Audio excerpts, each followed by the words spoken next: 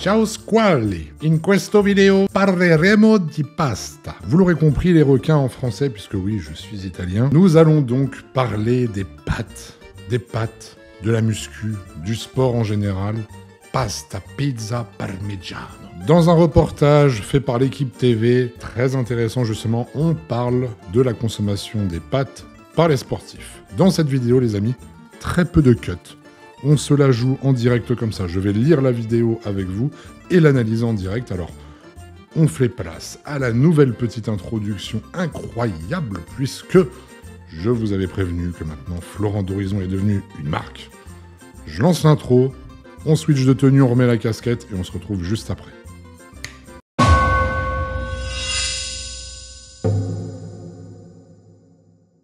Bon voilà, du coup c'est chose faite. Allez, du coup on va pouvoir lancer ensemble cette vidéo, vous allez voir, très intéressante. Et on va faire le point ensemble, point par point de toute façon. Ça va nous permettre de voir si l'on dit vrai par rapport à ce mythe des pâtes. Parce que c'est vrai que depuis qu'on est gamin, vous avez forcément entendu parler, peut-être vos parents, vos grands-parents dire « Ah, les sportifs, ça mange des pâtes, hein, ça mange des pâtes ». D'où sort ce mythe? Est-ce que c'est vraiment intéressant finalement de manger des pâtes, hein? D'ailleurs, pas concernant que la musculation, hein, mais on va parler des autres sports aussi. N'est-il pas plus intéressant finalement de consommer aussi d'autres glucides que les pâtes? Comment avoir une stratégie au niveau de l'alimentation et du restockage des glucides, que ce soit dans les cellules musculaires, etc. etc. Est-ce que les glucides et les pâtes remplissent notamment vos taux d'énergie, puisque c'est ce qu'on entend en permanence. Donc, on va voir tout ça aujourd'hui ensemble dans cette vidéo. C'est parti, je lance tout de suite. Tu vas manger quoi? Des pâtes. Je suis pâteman. Ah, les pâtes. Kylian Mbappé et les joueurs de l'équipe de France ne jurent que par elles. Et ils ne sont pas les seuls. Les pâtes, c'est l'aliment star de tous les sportifs, amateurs comme professionnels, des stars mondiales comme des coureurs du dimanche. Qu'elles soient rondes, longues, plates, courbées, tordues, tubées ou en forme de tire-bouchon, les pâtes régalent le monde du sport depuis toujours. Ah, c'est marrant déjà parce que heureusement qu'on est dans une vidéo où je vous ai prévenu qu'on allait parler de pâtes. Prenez la dernière mise en scène, expression, dire qu'elle soit courbée, machin. Heureusement qu'on sait qu'on parle des pâtes. Hein. Les requins, on attaque direct cette vidéo. On a Kylian Mbappé, qui est quand même très connu, qui dit qu'il est Patman. Quelle drôle de petite vanne. Pac-Man, Patman. Ah, Kiki est rigolo. Hein. Et que la plupart des sportifs, finalement, consomment ces fameuses pâtes. Bon, c'est là, finalement, dès le début de la vidéo, où je vois qu'il y a un souci, puisque ce sont des personnes de haut niveau, et que, normalement, et bien évidemment, elles sont suivies par des personnes qui ont des compétences dans le domaine de l'alimentation, et plus particulièrement dans le domaine de l'alimentation sportive. Et prôner comme source de glucides les pâtes, ça m'inquiète. Alors, honnêtement, j'attends de voir la suite, parce que, vous le verrez, nous allons le voir ensemble, il y a plusieurs types de pâtes. Là, ils ont juste parlé de la forme, qu'elle soit tordue, ronde, longue, ce que vous voulez, mais parlons de la composition, puisque la forme ne change en rien, bien évidemment, la composition des pâtes. Donc on va continuer la vidéo et on va voir, on ne va pas s'avancer, on va voir s'ils partent sur le débat justement de la composition de ces pâtes ou non. Mais est-ce vraiment bon de s'envoyer un plat de pâtes en sauce avant un match de rugby, une course de vélo ou un semi-marathon? Bon, que tous les mangeurs de pâtes se rassurent, oui, avaler des pâtes avant l'effort est tout à fait recommandé. Alors déjà, il y a quelque chose de très intéressant. Est-ce vraiment bon de s'envoyer un plat de pâtes en sauce? Point important. On ne parle pas que des pâtes. Vous avez remarqué qu'on part déjà dans le délire de un bon plat de pâtes en sauce. C'est-à-dire qu'aujourd'hui, dans la culture générale, globale, qu'on soit italien ou non, on parle bien des pâtes accompagnées d'une sauce. Et déjà là, ça me dérange, parce que, effectivement, on n'est pas obligé de consommer des pâtes avec forcément de la sauce. Mais, apparemment et visiblement, c'est dans la culture de la cuisine française, italienne, ce que vous voulez, mais bref, la plupart des gens consomment des pâtes avec de la sauce et avec du fromage râpé. Les pâtes sont intéressantes pour le sportif car elles apportent beaucoup d'énergie. Donc ça en fait vraiment un aliment de premier choix avant une épreuve et encore plus avant une compétition. Alors. Un point très intéressant. Consommer des pâtes avant une compétition, ça ramène beaucoup d'énergie. Quelle connerie de dire ça. Je vous donne déjà juste un point important. Si vous mangez beaucoup de pâtes, et vous l'avez très certainement fait, comment vous vous sentez après un plat de pâtes? Vous avez plutôt envie de taper un marathon, d'aller à la salle, de bouger en tous les sens, vous avez envie de faire une sieste? Voilà, je pense que vous avez la réponse. Donc, il y a un moment, en fait, il faut juste, par expérience, relater des faits intéressants et surtout qui existent réellement. C'est-à-dire, ça s'appelle de l'observation, de l'analyse, prendre du recul et analyser réellement ce qui se passe sur le terrain. Lorsque vous consommez des pâtes, vous avez clairement envie de dormir après. Mais pourquoi? Parce que c'est le processus de digestion qui est très complexe. Si l'on parle de pâtes normales, sachez que c'est fait forcément avec de la farine de blé et donc avec du gluten et dans des quantités absolument astronomiques. D'accord? C'est l'équivalent par exemple du pain, etc. Et du coup, qu'est-ce qui va se passer? Eh bien, l'organisme a beaucoup de mal à dégrader, bien évidemment, ce type de féculents. D'accord? Les enzymes digestives que nous possédons ne sont pas tous, et ça dépend d'une personne à l'autre, mais nous n'avons pas tous les mêmes capacités pour la digestion de ces pâtes. Ok? Donc, forcément, ça peut fatiguer. Pourquoi? Eh bien, parce qu'il va y avoir un afflux sanguin autour du système digestif pour justement digérer ce fameux plat de pâtes. Ok? Ensuite, de dire que c'est bourré d'énergie. Il y a une confusion entre le taux de glucides, les calories et le fait que ça apporte de l'énergie. Parce que oui, les calories, quelles qu'elles soient, apportent de l'énergie. Une calorie, c'est une source d'énergie, d'accord? Mais en revanche, en ce qui concerne un sportif, le but va être de pouvoir utiliser cette source d'énergie. Donc il faut qu'il y ait un stockage de ces glucides et de façon intelligente, il y a une stratégie au niveau de l'alimentation pour justement que l'athlète puisse utiliser ses réserves de glycogène justement amenées par ces fameux glucides. Donc déjà, premier point très important, consommer des pâtes avant une compétition, non. C'est trop compliqué au niveau de la digestion, d'accord? Au niveau de l'assimilation, et ça peut clairement, vous endormir. On ne peut pas, si vous voulez, comparer des pâtes avec un stimulant énergétique comme la caféine, etc. Ok? Ça reste qu'une source de glucides. Ok? Donc justement, continuons la vidéo et intéressons-nous à la manière de les consommer. Et encore une fois, je le répète, comme au début de la vidéo, et de savoir surtout quel type de pâtes. Tous les champions ont mangé des pâtes. Et je crois que tout ça résume bien pourquoi aujourd'hui on consomme toujours des pâtes en pré-compétition. Ô combien il pourrait y avoir des aliments plus intéressants, la pâte reste sur le podium. Alors vous voyez quelque chose de très important que vient de dire la dame, les sportifs de haut niveau ont toujours consommé des pâtes, donc c'est forcément bien de consommer des pâtes. Eh bien non. Eh bien non, pourquoi? Parce que justement, ce n'est pas parce que les sportifs ont toujours consommé des pâtes qu'il faut absolument consommer. Et la réponse à cette question, elle est très simple, c'est que c'est l'industrie du blé qui a énormément mis en avant la consommation de pâtes pour les sportifs. Il y a énormément de blé et de gluten dans notre alimentation. Mais croyez-moi qu'avec justement le recul, avec la science, avec l'analyse, avec les études, certaines études intéressantes, on se rend compte que les pâtes et le blé, comme ça, transformé justement, ce n'est absolument pas la meilleure source de glucides que l'on peut avoir.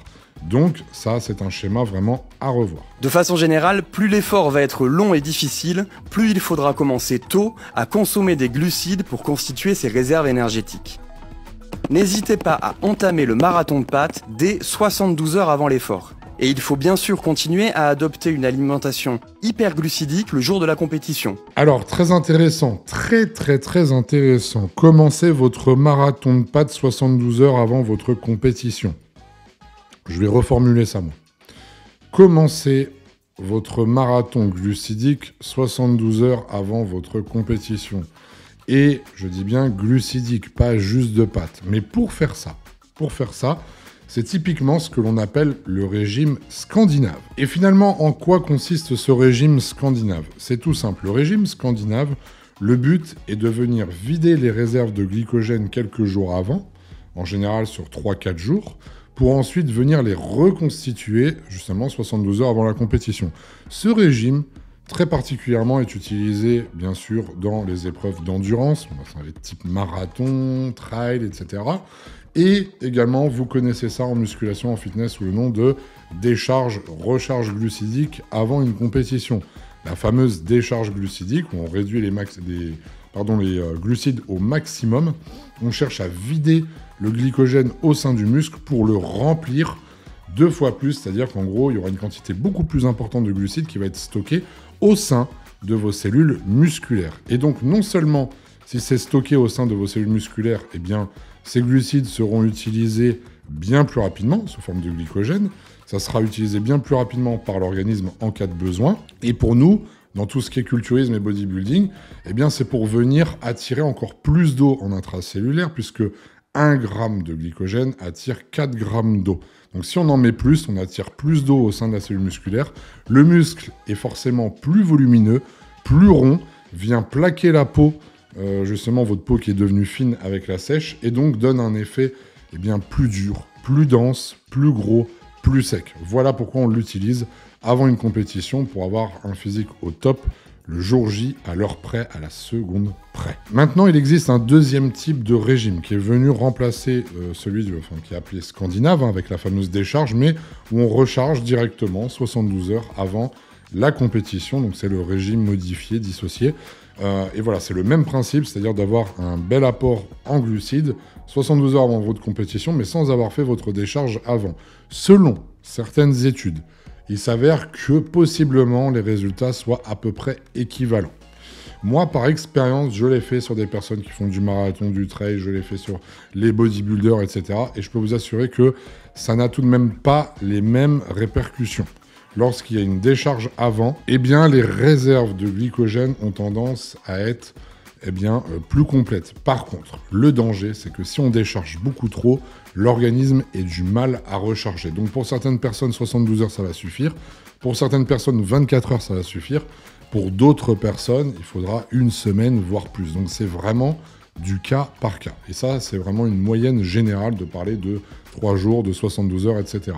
Ensuite, concernant votre consommation glucidique, le jour J d'une compétition, et ce, quel que soit le sport, c'est là où il faut justement consommer le moins de glucides complexes possible, et surtout d'éviter de saturer votre estomac ce jour-là. D'accord ? Donc pour faire très simple, très simple, le jour J, certes, vous devez avoir un apport glucidique, mais en prenant le moins de place dans l'estomac possible. Donc, privilégiez les aliments très faciles à digérer. Et là, forcément, vous me voyez venir, c'est pour ça qu'on a la crème de riz Iron Shark Nutrition. Mais c'est pas juste pour faire un placement de produit, histoire de vous le placer. Non, c'est une réalité. Moi-même, avec mes athlètes en compétition, je les fais recharger avec des aliments solides sur les jours qui précèdent la compétition. Et le jour J, ils tournent principalement à la crème de riz. C'est-à-dire que ça continue à les recharger en glucides et ça ne prend pas beaucoup de place dans l'estomac. C'est super important. Vous pourrez bien évidemment aussi vous tourner vers, par exemple, vu que c'est le jour J, des galettes de riz soufflé, parce qu'on va vous dire, oui, mais ça, c'est des galettes de régime. Non, l'indice glycémique, il est super haut. Surtout, vous les consommez en général seul ou accompagné, par exemple, d'une confiture, etc. Donc, on reste sur quelque chose qui est disponible rapidement. Il y a un pic de glucides, mais c'est pas grave, on est le jour J et ça prend pas beaucoup de place dans l'estomac et c'est très glucidique. Voilà. Il va falloir aussi vous complémenter avec des boissons, type Vitargo, etc. Donc, des boissons et des aliments qui vous aident vraiment à ne pas avoir une digestion poussée, prononcée le jour J. Et pourquoi dans la vidéo, il dit bien qu'il faut arrêter de consommer des glucides 3 heures avant le départ? Eh bien, tout simplement parce que c'est le temps de digestion, le temps que les aliments puissent partir justement de l'estomac pour vous éviter tout inconfort possible pendant votre compétition. Donc, encore une fois, si vous mangez solide, un gros repas, bien évidemment, c'est au minimum 3 heures avant votre compétition, au même titre que la musculation et le fitness, où on conseille bien évidemment de faire un repas solide au minimum 2-3 heures avant votre séance. En revanche, par exemple, et c'est là aussi l'avantage de la crème de riz, si la crème de riz est consommée ne serait-ce même que 30 minutes avant, vous n'aurez absolument aucune gêne pendant votre effort. Vous n'aurez rien du tout puisqu'elle est assimilée en 30 minutes. Donc voilà encore un des avantages primordiaux, y compris pour des sports d'endurance, etc., etc. Bon, j'ai vachement mis le produit en avant, mais parce que même si je n'étais pas propriétaire de la marque, bien sûr, j'aurais quand même parlé de ce type de produit parce que ça reste super intéressant. Surtout, lorsque l'on met des stratégies comme ça en place par rapport à du sport, qu'il soit de haut niveau ou non d'ailleurs.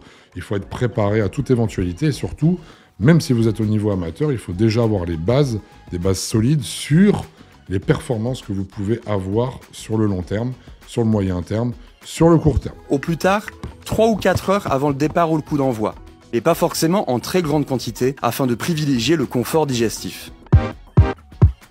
Bon voilà, finalement la vidéo est terminée. Petit point, ils n'ont pas parlé du coup de la source de vos pâtes. Donc je suppose bien évidemment qu'ils vont parler des pâtes à base de farine de blé. Moi, ce que je peux vous conseiller vivement, c'est que si vous consommez des pâtes, privilégiez vraiment les pâtes à base de riz. Donc les nouilles de riz que vous pouvez retrouver partout en supermarché, etc. ou épicerie asiatique. Vous pouvez même retrouver des pâtes sans gluten de la marque Barilla, par exemple. Moi, je leur fais de la pub. Tenez, c'est ce que je consomme aussi. Voilà. Donc, maïs plus riz, voilà. Et pour moi, c'est quand même beaucoup mieux et beaucoup plus... vous avez plus de confort digestif lorsque vous consommez ce type de pâte. En termes de goût, c'est quasiment équivalent. Donc, ne vous prenez pas trop la tête non plus. Vous avez vraiment ce qu'il faut à disposition dans tous les magasins, toutes les grandes surfaces. Et voilà. En gros, on a fait le tour là-dessus. Si vous avez des questions, comme d'habitude, n'hésitez pas en commentaire. Je pense que c'est très intéressant de prendre des sujets comme ça, dites-moi ce que vous en pensez, et bien de les débunker ensemble pour voir un petit peu les subtilités, les erreurs qui peuvent être faites auprès du grand public, hein, et surtout d'enlever ces espèces de mythes, mais d'expliquer pourquoi ils ne sont pas forcément justifiés. En tout cas, il n'y a rien de dramatique, si vous voulez, manger des pâtes. Il n'y a rien de dramatique à consommer du gluten si vous êtes capable de bien le digérer, de l'assimiler, il n'y a aucun souci. Mais faites très attention. Écoutez votre corps. Si vous consommez des pâtes, que vous avez mal au ventre, que vous avez des ballonnements, que vous avez des gaz, etc., eh bien, faites attention et privilégiez un régime sans gluten, du moins essayez de le réduire au maximum. Et voilà, changez des petites choses comme ça, comme les pâtes, les consommer sans gluten, à base de riz.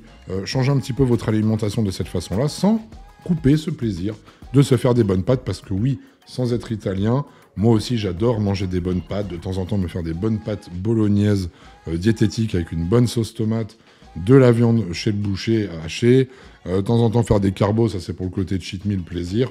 Donc voilà les amis, en tout cas, j'espère que cette vidéo vous aura plu, qu'elle vous aura encore une fois apporté de l'information. Quant à moi, je vous fais plein de bisous. Je vous dis à très vite. Je vous donne rendez-vous chaque semaine maintenant, tous les mercredis 18h. Et les dimanches, maintenant, on va se caler une heure. Ça va être 11h le dimanche. Voilà. Merci encore. Un grand merci à vous. On n'oublie pas de s'abonner, de liker, de commenter, de partager, etc., etc. Si vous voulez vos suivis personnalisés, maintenant, ça se passe sur florentdhorizon.com. Je vous remercie, les requins. Plein de belles choses. Et on se dit à très vite. Ciao bella bello, ciao ricchinos, no, squali, ciao squali. Allez, à très vite.